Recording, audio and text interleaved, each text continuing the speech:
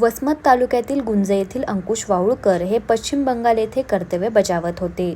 22 मे रोजी बिनागोडी येथून कटिहारकडे जाणाऱ्या सैन्य दलाच्या वाहनातून ते कर्तव्य बजावण्यासाठी जात होते. त्यांच्यासोबत इतर सैनिकही होते.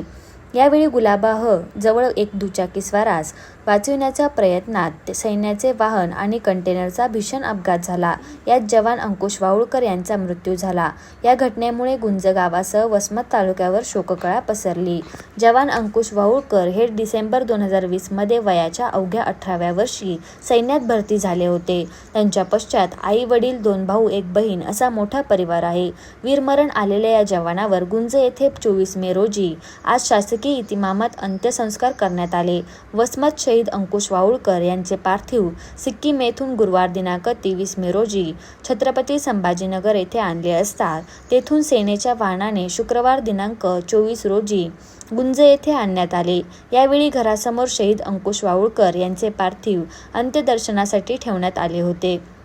त्यानंतर फुलांनी सजवलेल्या सेनेच्या वाहनात पार्थिव ठेवून गावातून शोभायात्रा काढण्यात आली. भारत माता की जय, शहीद अंकुश वाळुकर अमर रहे या जयघोषाने गुंज गाव दणाणले. अंत्ययात्रा शेतात पोहोचल्यानंतर श्रद्धांजली कार्यक्रम घेण्यात आला. छत्रपती संभाजीनगर व हिंगोली येथून आलेल्या महार रेजिमेंट सेनेच्या तुकडीने हवेत 6 फेऱ्या झाडत शोकसलामी दिली. यानंतर शहीद अंकुश वाळुकर यांना वडिलांनी मुखाग्नी दिली.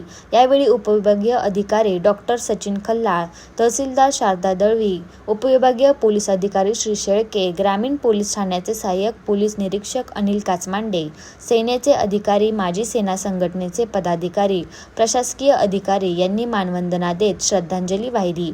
यावेळी हिंगोली जिल्ह्यासह वसमत तालुक्यातील व गावातील शेकडो नागरिकांची उपस्थिती होती. प्रतिनिधी उमेश चक्कर, प्रवाह नेटवर्क, हिंगोली.